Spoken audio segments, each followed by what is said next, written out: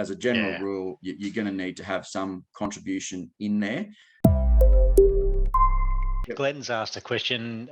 He says, will the banks loan 100% of the purchase price, or do they still look for that particular?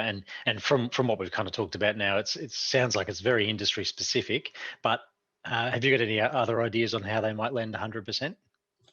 Look, in general, a bank's not going to want to go to 100%. However, if you had security outside of that, so if you had a residential property that was free of any debt, and you put that property in as a security, then the bank would, as long as there was enough to cover 100%, then yeah, a bank would entertain that transaction up to 100%. But if it was just buying a business with security over the business and a director's guarantee without any sort of other property or security behind it, it'd be very hard to get 100% finance for a business. I mean, even a residential property, bank's going to look for a 20% deposit, and that's a bricks and mortar asset. So as a general rule, you're going to need to have some contribution in there.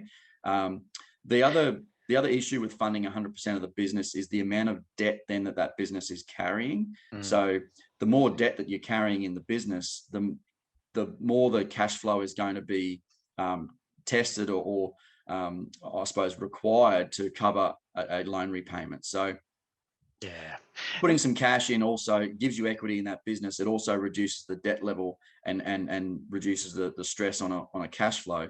Especially as a new owner, you might be sort of trading up or building up the business.